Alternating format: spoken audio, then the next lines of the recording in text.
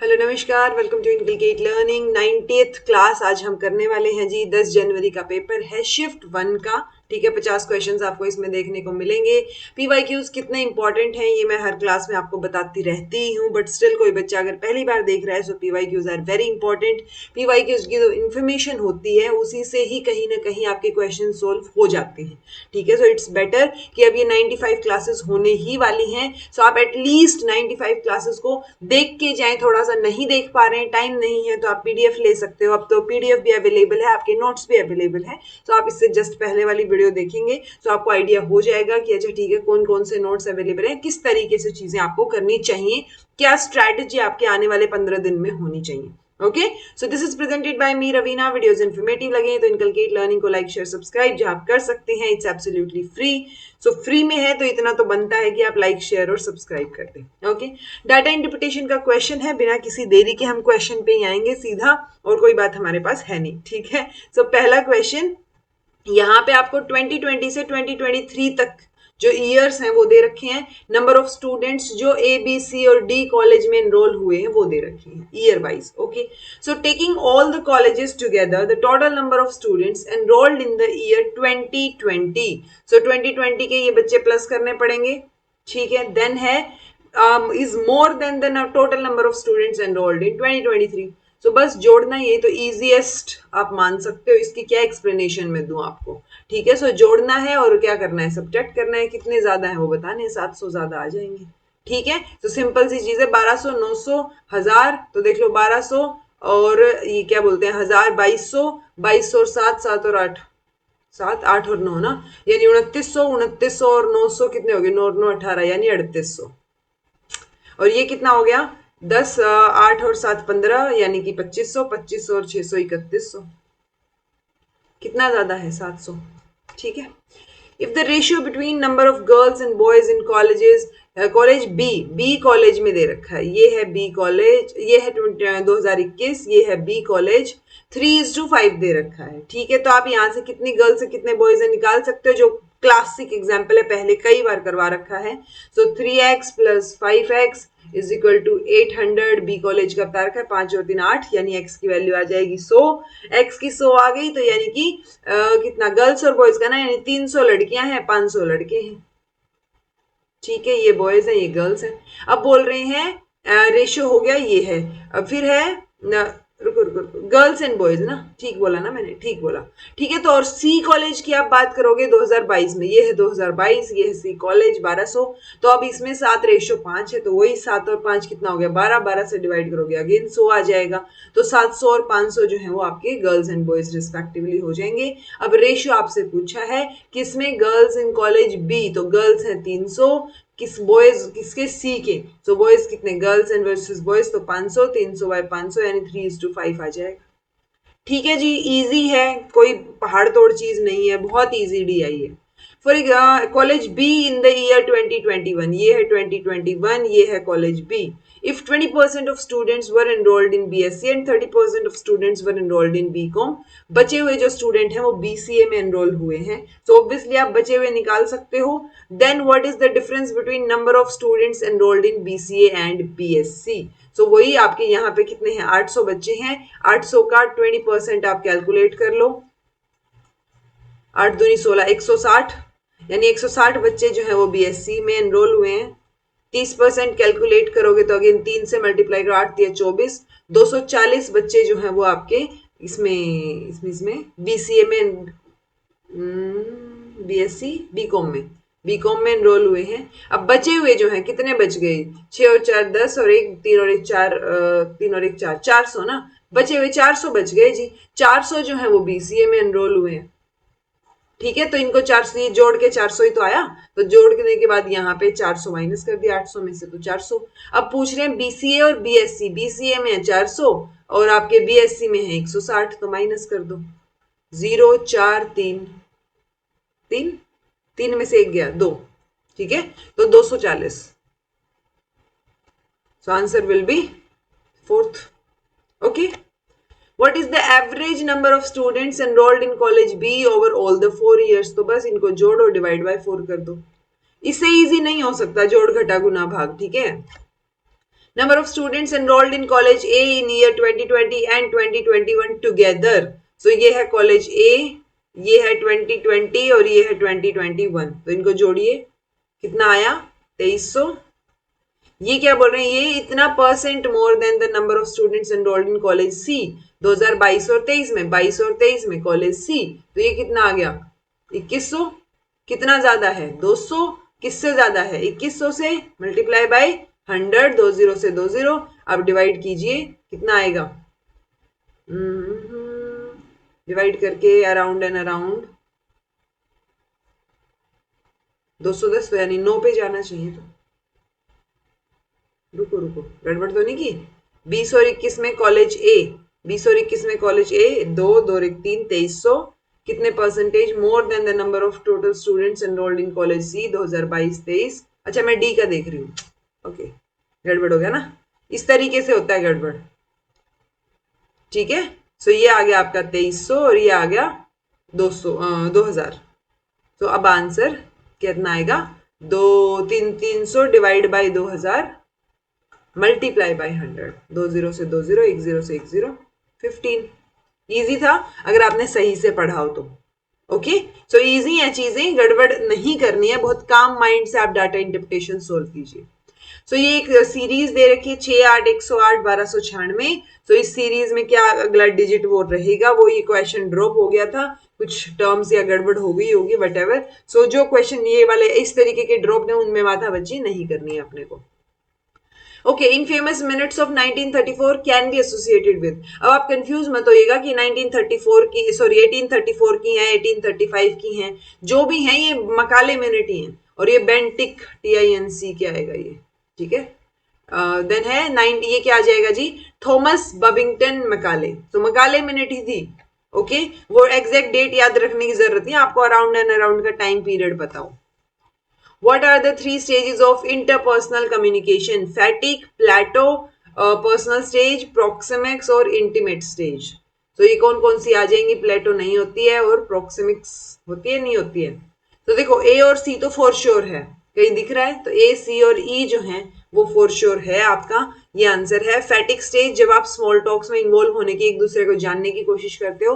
Personal talks जब आप एक अच्छा मतलब ट्रस्ट वाला रिलेशनशिप शेयर करते हो, डीपर लेवल की बातें करते हो. इंटीमेट स्टेज जहां पे आप बहुत क्लोज हैं, very high level of intimacy और वल्नरेबिलिटी जो है वो आपके में है. ओके, सो वो उस तरीके का कम्युनिकेशन रहेगा interpersonal. Which of the following are most suitable tools for creating interactive teaching and learning material? So interactive teaching learning material के लिए आपसे टूल पूछा है, कौन सा मोस्ट सुटेबल टूल रहेगा? Genially, Learning Apps Organization, then आपका इंटरैक्टी और H5P और Educa Play. So नए नाम दिख सकते हैं. H5 Play तो फॉर श्योर पहले आए हुए. ये सारे ही नाम जो है interactive teaching learning material prepare करने के लिए हैं. ओके, तो आप इनको नए नामों को ध्यान रख सकते हो, ऐड कर सकते हो अपने नोट्स में. ये है जी जनरली एक टूल है इंटरैक्टिव प्रेजेंटेशन के लिए, एंगेज करने के लिए विजुअल कंटेंट. लर्निंग्स एप्स या ये आपका ऐप जो है ये आपको क्या करेगा? Provides a variety of interactive learning module and activities जो कस्टमाइज की जा सकते हैं डिफरेंट सब्जेक्ट के लिए. इंटरैक्टिव जो है वो भी इंटरैक्टिव कंटेंट आपको ऑफर करेगा, मतलब आप क्रिएट कर सकते हो, वो चीज़ें ऑफर करती है. H5P जो है वो एक ओपन सोर्स प्लेटफॉर्म है, वो भी क्रिएट, शेयर और रीयूज करने के लिए कंटेंट को यूज किया जाता है. देन एडुका प्ले, ये भी इंटरैक्टिव एजुकेशनल एक्टिविटीज के लिए यूज किया है. तो इंटरैक्टिव के लिए हैं ये सारी चीजें. Okay, Which of the following soil type supports earthworm activity? So earthworm activity को कौन से तरीके की soil जो है वो क्या सपोर्ट करेगी? ये तरीके का क्वेश्चन आपको अब आ गया है तो ये ध्यान रख लो बस. अदरवाइज इस तरीके के क्वेश्चन आपको रटने की जरूरत नहीं है. या आप सोयल आ गया तो आप सोयल जो है ज्योग्राफी में चले जाओगे, नहीं. हमें मोटे मोटे तौर पे चीजें पता होनी चाहिए. ABC जो है वो इसका आंसर रहेगा. ये मैंने सोयल यहाँ एक्सप्लेन कर दी है. Loam soil, gleyed soil, rendzina और आपका पोर्टजोल सोयल. ये थोड़ी एसिडिक होती है, strongly acidic due to leaching of nutrients. तो यहाँ पे आपको नहीं देखने को मिलेगा, बाकी पे आप अर्थवॉर्म जो है वो पा सकते हो, मिल जाएंगे. Which of the following depicts semantic memory? तो आपको मेमोरी के टाइप्स और मेमोरी करवा रखी है. It is dependent on persons identity with past. It is students' general knowledge about the world. It is the retention of information about where and when of life's happening. It is the knowledge in form of skill and cognitive operations. तो semantic memory रहेगी जी आपकी जो general knowledge है, आपको general चीजें जो पता है उसके बारे में है. ओके, मेमोरी ये हमने ऑलरेडी कर रखा है. ये देखो सिमेंटिक में हमने फैक्ट्स और जनरल नॉलेज की बात की थी. ये देखो करवा रखा है. ये पीवाईक्यूज में कई बार ये स्लाइड आपको देखने को मिल जाएगी. Which of the following statements is true for episodic buffer? So it integrates information from phonological loop only, visuospatial sketchpad only. ये करवा रखा है, ये लूप भी करवा रखा है आपको पीवाईक्यूज में. Okay, integrates information from the phonological loop, visuospatial sketchpad, integrate information from phonological loop, visuospatial sketchpad और long term memory. तो आंसर आपका फोर्थ रहेगा जी. तीनों को जोड़ के जो इंफॉर्मेशन आती है उसको हम एपिसोडिक बफर में इंक्लूड करते हैं. ये देखो ये है एपिसोडिक बफर. वर्किंग मेमोरी में ये बताया था. तो सेंसरी मेमोरी, वहां से अटेंशन दोगे तो वो शॉर्ट टर्म मेमोरी में आ जाएगा. उसके ऊपर काम करोगे, बार बार प्रैक्टिस करोगे तो वो वर्किंग में आ जाएगा. तो सेंट्रल एग्जीक्यूटिव, फोनोलॉजिकल लूप, विजुओस्पैटियल स्केचपैड और जो लॉन्ग टर्म मेमोरी वहां से ओवरऑल से बेसिकली इन तीनों से ना जो हमने यहाँ देखा. ठीक है, तो ये सारी चीजों से आपको एपिसोडिक बफर इंटीग्रेट मतलब इंफॉर्मेशन को इंटीग्रेट कर दो, दैट इज आपका episodic buffer. Okay, working memory का टाइप है ये. List 1, list 2, CPU, monitor, RAM, hard disk. Permanent data को टेम्पररी स्टोर करता है, परमानेंटली प्रोसेस करता है इंस्ट्रक्शंस को और डिस्प्ले करता है आउटपुट को. डिस्प्ले मॉनिटर करेगा.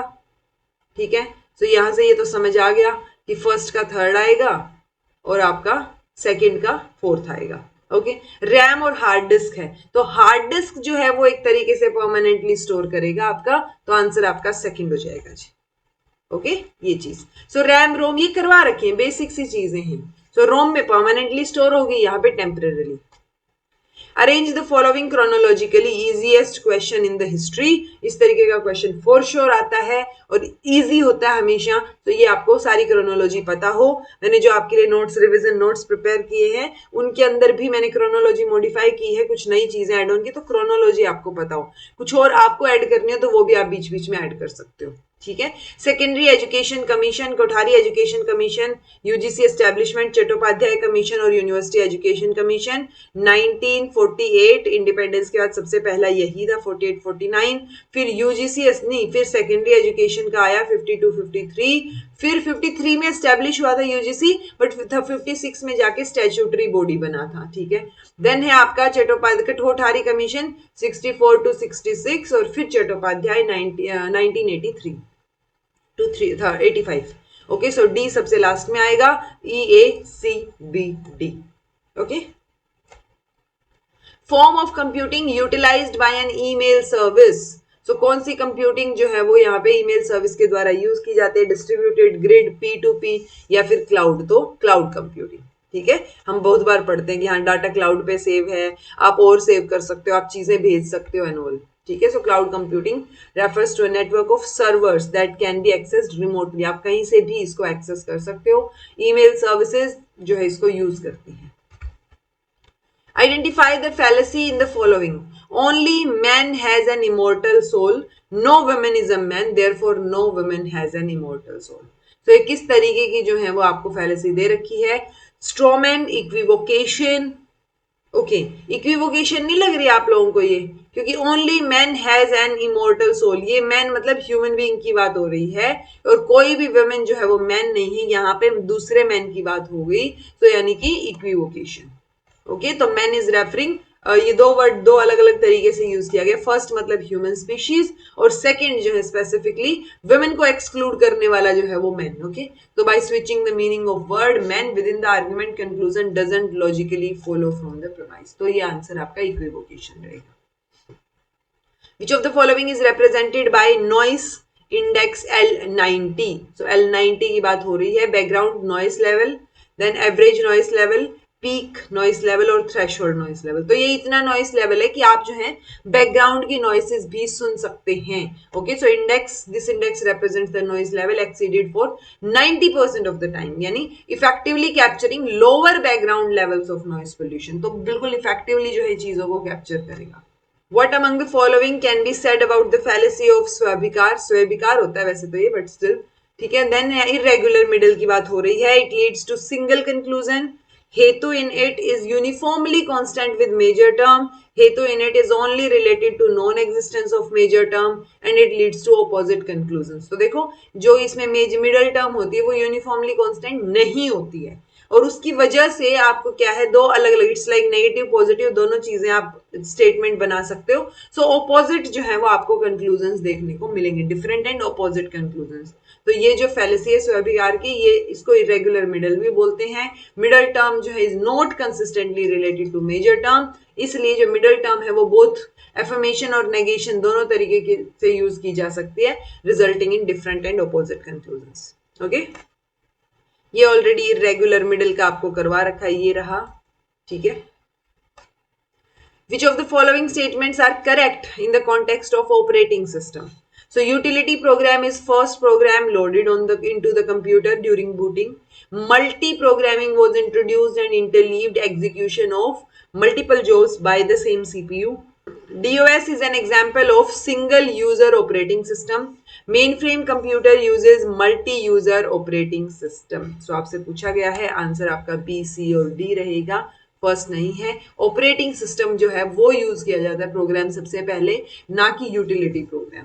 ओके, सो जो MS-DOS की फुल फॉर्म आपको पता हो, माइक्रोसॉफ्ट डिस्क ऑपरेटिंग सिस्टम, ये क्लासिक एग्जांपल है सिंगल यूजर ऑपरेटिंग सिस्टम का, तो ये भी आपको पता हो। Identify the correct claims in the context of mood AII and second figure.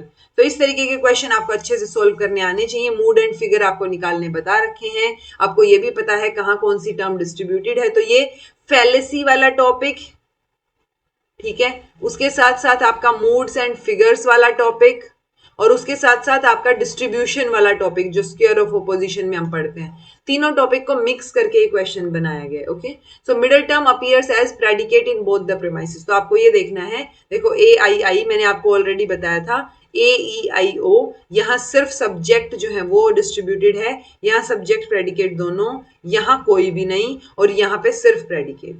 तो आपके पास क्या है, आई है, यानी इन दोनों में तो कोई भी डिस्ट्रीब्यूटेड नहीं है। ओके, और जो ए है उसके अंदर क्या है, सिर्फ सब्जेक्ट डिस्ट्रीब्यूटेड है। तो देखिए एक बार द मिडल टर्म। अच्छा, अब आपको ये देखना है सेकेंड फिगर में कहाँ पे कौन सी चीज आती है। ओके, यानी मिडल टर्म कहाँ आएगी, सब्जेक्ट की तरह आएगी या डिस्ट्रीब्यूट की तरह, प्रोडक्ट प्रेडिकेट की तरह। तो अपनी यू मैंने आपको याद कराया था ये, तो ये दोनों ही सेकंड जो फिगर है उसके अंदर आपको दोनों जो है आपकी मिडल टर्म प्रेडिकेट की फॉर्म में नजर आएंगी। Okay, so middle term appears as predicate in both the premises. बिल्कुल ठीक है ये स्टेटमेंट, अगर आपको इतना भी आइडिया होता तो आपका क्वेश्चन सोल्व हो गया था। अनडिस्ट्रीब्यूटेड मिडल टर्म की फैलेसी कमिट हो रही है क्योंकि मिडल टर्म प्रेडिकेट की तरह आ रही है, तो दोनों ही जगह पे, यहाँ पे भी प्रेडिकेट जो डिस्ट्रीब्यूटेड नहीं है और पहले में भी नहीं है, सो प्रेडिकेट डिस्ट्रीब्यूटेड ही नहीं है। ठीक है, तो अनडिस्ट्रीब्यूटेड मिडल मतलब दो जहां दो जगह मिडल टर्म आ रही है उन दो में से एक जगह तो डिस्ट्रीब्यूटेड हो वो, तो ये आपका क्या हो गया जी, गलत हो गया। अच्छा नहीं, ठीक है ना, कमिट कर रही है ना अनडिस्ट्रीब्यूटेड मिडल की fallacy. Okay, middle term is distributed in major premise, नहीं, कहीं पर भी डिस्ट्रीब्यूटेड नहीं है। आपको ये भी आइडिया हो कि दोनों थोड़ी ना आएंगे, अगर मिडल टर्म डिस्ट्रीब्यूटेड है सो मिडल टर्म की अनडिस्ट्रीब्यूटेड फैलेसी कैसे होगी, तो ये बी और सी तो साथ में आने ही नहीं चाहिए। अगर बी और सी साथ में नहीं आए तो ये दो तो आपके ऑप्शंस वैसे ही कट हो गए अगर आपको पहला भी नहीं पता। ओके, नेगेटिव कंक्लूजन ड्रॉ कर रहे हो आप अफर्मेटिव प्रोमाइस से, तो ऐसा कुछ नहीं है क्योंकि दोनों ही क्या है, अफर्मेटिव, एक आपकी दोनों ही, तीनों ही, यानी AII तीनों ही अफर्मेटिव हैं, तो नेगेटिव तो हम कंक्लूजन ड्रॉ ही नहीं कर रहे, सो ये भी गलत हो गया, तो ऑटोमेटिकली ABE आपका आंसर आ गया। ओके, ABE ये ऑलरेडी आपको क्लासिफिकेशन करवा रखी है AEIO वाली। ओके, कहाँ कौन सा डिस्ट्रीब्यूटेड है। पीक को कोड किया गया है KPEAK KVZP, तो ABCD लिखिए और इसमें एक क्या बोलते हैं वो ढूंढने की कोशिश कीजिए कि किसके बाद क्या आ रहा है या किस तरीके से जो है वो किस नंबरिंग के साथ इन चीजों को लिया गया है। ओके, सो आप ये देख सकते हो, देखो A है तो Z है, यानी A B C D E है, पांचवा है, तो V P Q R S T U V W X Y Z, तो ये पीछे से फिफ्थ है। यानी अब आप ए से लेके जेड तक आप नंबर वो लिखिए अपनी ABCD, दोनों साइड से नंबरिंग कर दीजिए और वहां पे फिर जो नंबर क्लैश हो रहे कि पी कौन से नंबर पे है, वही नंबर आप दूसरी साइड से उल्टा उठा लीजिए, ठीक है। सो वो चीज आपको बोली गई है, आप करके देखना, आंसर आपका GSRH आ जाएगा, बिल्कुल सही है ये। ओके, इजी है। प्रोपोनेंट्स हैं और थियरीज हैं तो वो आपको बतानी है, नहीं भी पता तो कोई दिक्कत नहीं है, एक आधा क्वेश्चन आपको दिखेगा, हमें 40 तक पहुंचना है क्वेश्चंस में, बाकी हम पेपर 2 पे फोकस करेंगे, ओके, चाहे जो भी आपका पेपर है। सो ये जो चीजें आपके सामने हैं ये आपको ध्यान रखनी है, आप लिख सकते हो इन चीजों को कि किसने कौन सी थियरी दी है। सो आंसर आपका थर्ड रहेगा, यानी जॉर्ज ने जो है वो यूजेस एंड ग्रेटिफिकेशन की थियरी दी है, LA फेस्टिंगर ने जो है वो आपको क्या दी है, कॉग्निटिव डिसोनेंस की थियरी, देन ये आपका फोर्थ आ जाएगा एजेंडा सेटिंग, और ब्लूमर ने आपकी use and second cultivation theory. उल्टा बोल दिया क्या मैंने? थर्ड है ना, सही तो बोला था, थर्ड, ठीक है, ये इसका सेकंड, इसकी कल्टीवेशन, हाँ ये कल्टीवेशन, ये first and this. Which amongst the university is not a Buddhist monastic university? तो बुद्धिस्ट यूनिवर्सिटी नहीं है, नालंदा फॉर श्योर है, तक्षशिला नहीं है, हमें पता है तक्षशिला ब्राह्मणिकल मानी जाती है, ब्राह्मणिकल सीट पे, ओके। विक्रमशिला को हम याद रखते हैं किस लिए, तांत्रिक बुद्धिज्म के लिए, और ओदांतपुरी ये भी बुद्धिस्ट यूनिवर्सिटी है, तो तक्षशिला नहीं है जी। What is grapevine communication? ये कम्युनिकेशन भी कई बार आया, मैंने मैराथन में भी करवाया हुआ है। Corporate communication, agri based communication, formal communication या इनफॉर्मल कम्युनिकेशन, तो ये इनफॉर्मल कम्युनिकेशन है जहां पे unofficial form of communication workplace पे आपको देखने को मिलता है, ओके। जो रूमर्स, गॉसिप, ये चीजें होती है ना, वो सारी इनफॉर्मल है, ग्रेप वाइन कम्युनिकेशन है। Which of the following is not a security risk? तो सिक्योरिटी रिस्क नहीं है, हैकिंग, फायरवॉल, फिशिंग, फार्मिंग, तो फिशिंग, फार्मिंग, हैकिंग, ये तो सिक्योरिटी ब्रीचेस ही है ना, इश्यू है यहाँ पे। फायरवॉल नहीं है जी, फायरवॉल इज लाइक वो जो एक आपको मिलता है जब आप नेट खोलते हो, जैसे फायरवॉल इट्स लाइक वेब पे एक पेज आपने खोल लिया कि यहाँ से आप बाकी चीजें एक्सेस करोगे। मोजिला फायरफॉक्स वाली सिचुएशन है ना, वो फायरवॉल ही होता है। Which among the following definitions states that the term to be defined is correctly applied to a given case if and only if the performance of specified operations in that case yields a specified result? तो ये किस तरीके की definition है, synonymous, operational, ऑस्टेंसिव और quasi ऑस्टेंसिव।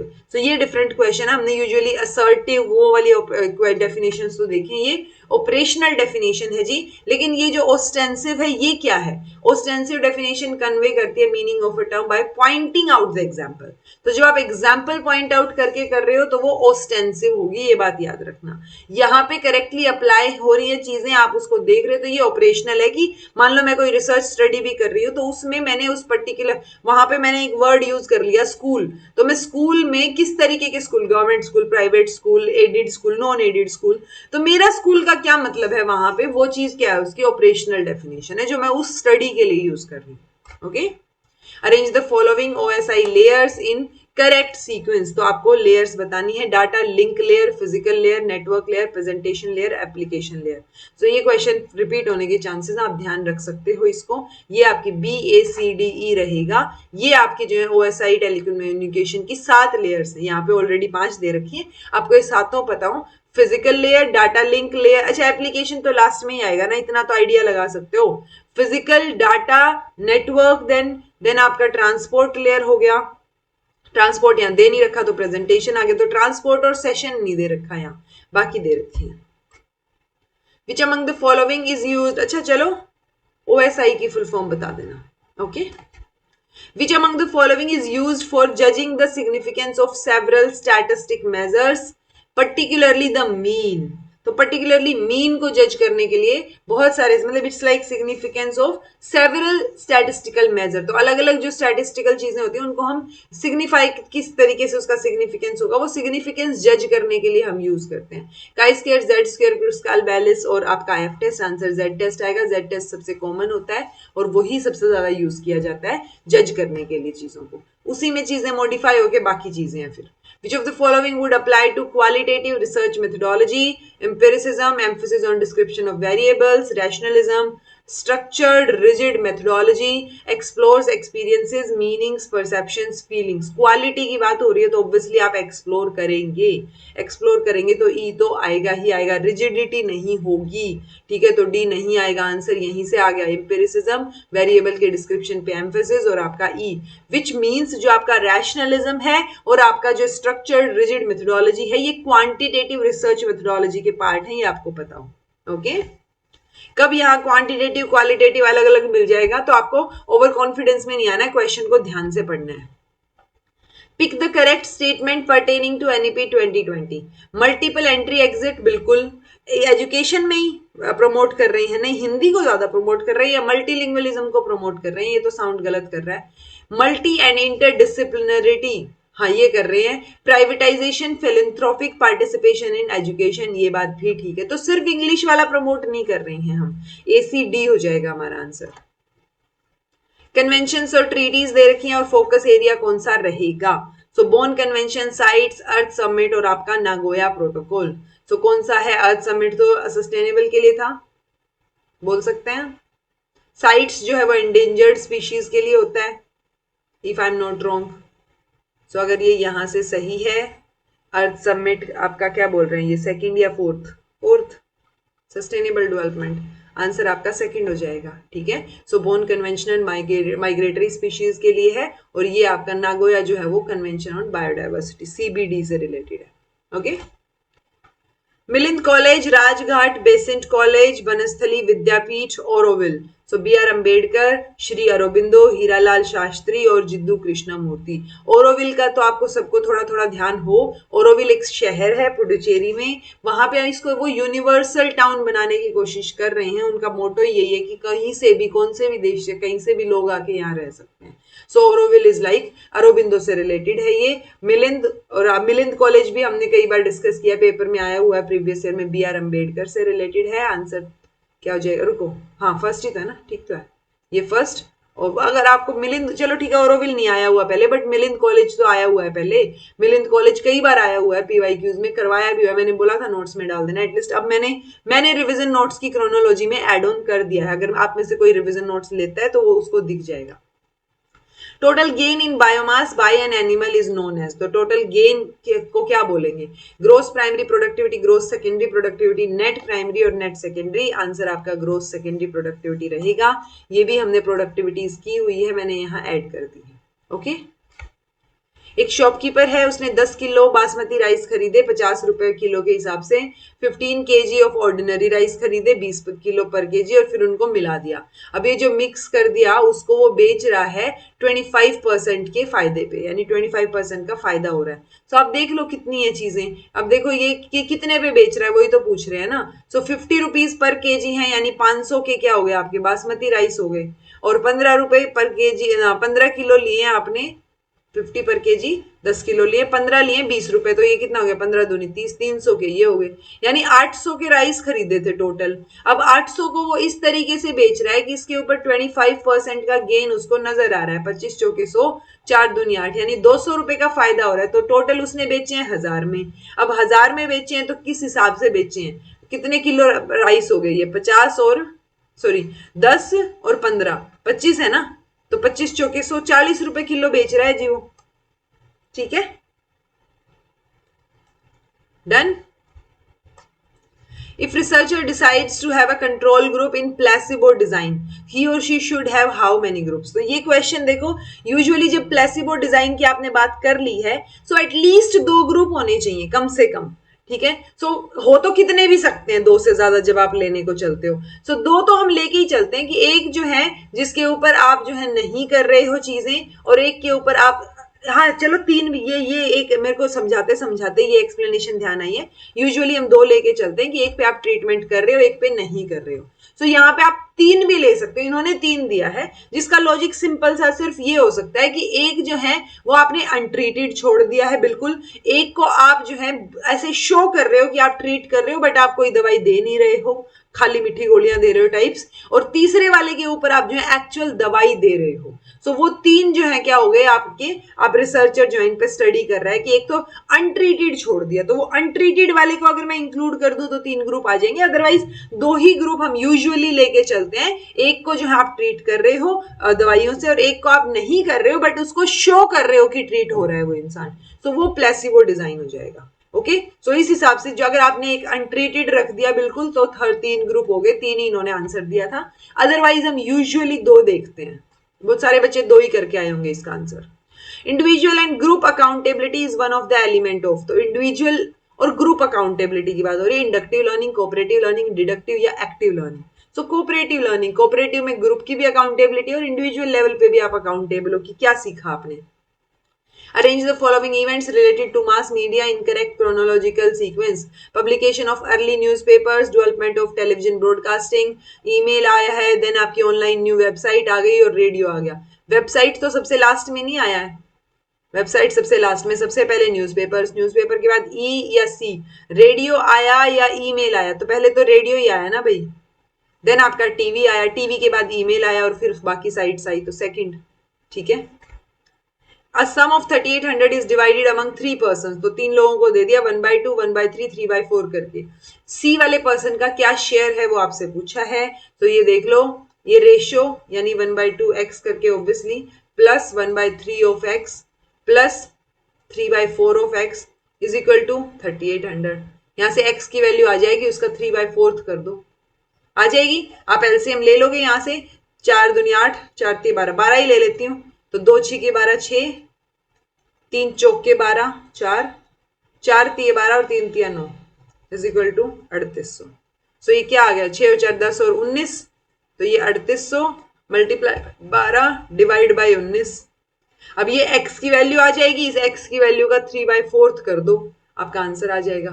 तो 19 दूनी 38, 0 0, 4 3 12, x ये x नहीं, आपका c आएगा ये, ठीक है ना, और 3 दूनी 6, 6 3 18, 1800 आ गया जी आंसर। ठीक है, इजी है। चलिए, artificial wetland is located in, कहां पे लोकेटेड है, तो ये फैक्चुअल क्वेश्चन है प्योरली। ये कियोलादियो नेशनल पार्क जो कि राजस्थान में है, वहां पे जो है आर्टिफिशियल वेटलैंड आपको दिख जाएगा। ठीक है, identify the stages of video conferencing, increased productivity, going green, lack of personal contact, clarity of audio video। always नहीं मिलती आपको clarity ना। going green ठीक है कि आप ट्रेवलिंग बचा रहे हो, ट्रेवल नहीं कर रहे हो तो आप प्लेनेट को भी बचा रहे हो, ठीक है। पर्सनल कॉन्टेक्ट जो है एडवांटेज, अगर लैक है पर्सनल कॉन्टेक्ट का तो ये क्या हो गया, ये आपका एडवांटेज तो नहीं होना चाहिए। आंसर क्या रहेगा, फोर्थ रहेगा ना, ए और बी। प्रोडक्टिविटी इंक्रीज हो जाएगी क्योंकि आपका टाइम बच रहा है, ट्रेवलिंग नहीं कर रहे हो तो आप प्लेनेट के लिए भी अच्छा कर रहे हो, गैसेस रिलीज नहीं हो रही हैं। सो ये लैक जो है पर्सनल कॉन्टेक्ट का लैक, ये एडवांटेज नहीं है, और आपका हर बार आपको ऑडियो वीडियो क्लियर मिले ऑलवेज वो जरूरी नहीं है। Which of the following statements could be considered as a valid scientific hypothesis? Adults should drink more water. Okay, ये वैलिड पूछा इन्होंने ना, जो आपको साउंड भी बेटर करे। अडल्ट्स को ज्यादा पानी पीना, सिर्फ अडल्ट्स को ही क्यों, सबको पीना चाहिए यार। Eating 20 almonds a day decreases the risk of contracting heart disease. Okay, cows should should be given green folder, सिर्फ काउज ही क्यों, बफेलो बाकी लोगों को, बाकियों को भी ग्रीन फोल्डर दो। चिल्ड्रन शुड ईट सीरियल्स, तो सब लोग खाएंगे ना कि सिर्फ चिल्ड्रन। सो ये एक वैलिड साइंटिफिक हाइपोथेसिस नजर आ रही है जो सबके लिए एप्लीकेबल है। 20 almonds a day decreases the risk of contracting heart disease. Okay, a train travels a certain average speed for distance of 63 kilometre, then travel कर रही है 72 kilometre at the average speed of 6 kilometre per hour, more than its original speed. यानी अगर पहले वाली x है तो ये x प्लस 6 हो जाएगी। Okay, if it takes 3 hour to complete the total journey, तो आपको देखो सारी चीजें तो दे रखी हैं, ये बोल रही हैं कि बाकी 63 किलोमीटर दे रखा है, 72 किलोमीटर दे रखा है। यहाँ पे आपको क्या करना है, एवरेज स्पीड एक की मान के चलनी है, ओरिजिनल स्पीड पूछे ना, तो इसकी x मान के चल पड़ो, इसकी ये वाली x/6 हो गई तो उस हिसाब से कैलकुलेट कर लो। टाइम तो दोनों 3 घंटे ले रही हैं, सो यानी कि दोनों का टाइम निकालो और उनको जोड़ के इज इक्वल टू 3 आवर रख दो, हो जाएगा। कैसे सोल्व होएगा ये देख लो, ऐसे सोल्व होएगा। Total time t1 plus t2, time निकलेगा d1 बाई v1 यानी आपकी speed plus d2 by v2, ये फॉर्मूला हो जाएगा। And substitute the given values, तो अब यहाँ पे जो हमने टाइम की वैल्यू निकाली है वो जोड़ के हमने 3 के बराबर रख दिया, इसको सोल्व करने की कोशिश करना, आपका आंसर आ जाएगा। Okay, which of the following is a variant of Harvard style of referencing. तो हार्वर्ड की वेरिएंट आपको कौन सी नजर आएगी? एपीए, शिकागो, IEEE या एमएलए? आंसर आपका एपीए रहेगा। ओके, एपीए, एमएलए, शिकागो ये मैंने करवा रखी है, आपको पता हो, एटलीस्ट आपको ये पता हो एपीए और एमएलए में कैसे लिखते हैं रेफरेंस को। Okay, which school among the following upholds the perception as an unerring knowledge of unique particular? ठीक है, तो परसेप्शन को एक तरीके से अनियरिंग नॉलेज ऑफ यूनिक पर्टिकुलर वो कंसीडर कर रहे हैं। कौन सा स्कूल यहाँ होल्ड करता है? तो बुद्धिज्म आएगा। अनियरिंग नॉलेज का मतलब है दैट इज ऑलवेज एक्यूरेट, कभी वो गलत नहीं होगी, कभी इनफेलेबल नहीं होगी। So it signifies a state of perfect understanding of concept and clarity. So ये बात करते हैं परसेप्शन की बुद्धिज्म वाले। ठीक है, इस तरीके से difficulty in accessing a memory because of the presence of other information is known as। so आप डिफिकल्ट हो रहा है आपको मेमोरी में चीजों को याद करने में या एक्सेस करने में, बिकॉज आपने नई इंफॉर्मेशन जो है वो आपके दिमाग में है। सो नई की वजह से पुराने वाली याद करने में दिक्कत हो रही है। सो ये क्या हो गया जी? इंटरफेरेंस, रेट्रोएक्टिव, प्रोएक्टिव, ये प्रोएक्टिव। अच्छा, डिफिकल्टी हो रही है, अच्छा याद करने में दिक्कत नहीं, इन्होंने बोला कि एक्सेस नहीं कर पा रहे हो, मुश्किल हो रही है प्रेजेंस ऑफ अदर इंफॉर्मेशन की वजह से। सो वो अदर इंफॉर्मेशन पहले की है अब की है वो नहीं मेंशन किया। अगर पहले वाले की वजह से अब वाली में दिक्कत हो, अब वाले की वजह से पहले वाली में, तो वो ये दोनों रहते हैं। बाकी अदर में ये क्या हो गया? आपका इंटरफेरेंस हो रहा है। ठीक है, ठीक है, ओके। 46 क्वेश्चन पैराग्राफ है आपके सामने, ये आपको खुद करना है। आप पैराग्राफ को पढ़िए वीडियो को रोक के और आप आंसर करने की कोशिश कीजिए। 46 का आंसर आपका फर्स्ट होगा। 47th अगेन पैराग्राफ को पढ़ने की कोशिश कीजिए, पढ़ के आंसर देने की ट्राई कीजिए। प्रैक्टिस के लिए हैं ये चीजें, इसलिए मैं आपको बोलती हूँ कि इस वीडियो को स्टॉप करके पैराग्राफ किया करो। Answer second, okay. 48 which among the following allowed scope for creative imagination, तो वो भी आंसर आपको यहाँ मिल जाएगा। Answer second. Then 49th question, Persian prose deals with, तो वो आपसे यहाँ पूछा गया है, क्या रहेगा आंसर? आंसर रहेगा first. And 50th question, last question for today, the most significant literary event in 19th century according to the passage was, तो क्या था वो बता दीजिए देख के। ये तो यही आ गया, was emergence of literary prose। ठीक है, तो आंसर थर्ड हो गया। ठीक है, तो ये तो क्लियरली पहली लाइन में आंसर है, देखते ही दिख रहा है। ओके, सो ये हो गया जी आपका 90th पेपर। 5 क्वेश्चन पेपर बचे हैं, वो भी आपके हो जाएंगे। पेपर 1 की रिवीजन मैराथन नहीं हो पाएगी, बट जो ऑलरेडी रिवीजन मैराथन है और आपके जो PYQs है वो मैंने नोट्स की तरह अवेलेबल आपको करवा दिए हैं। आप जो है कहाँ से कैसे ले सकते हो वो मैंने आपको जहां लास्ट वीडियो जो है उसके अंदर बताया है, आप जाके देख सकते हो उसको। This was all about today, thank you so much for watching. PYQs पे फोकस करो, be happy, keep smiling, subscribe to inculcate learning because it is absolutely free. Be consistent in your efforts. Take care. See you in next class.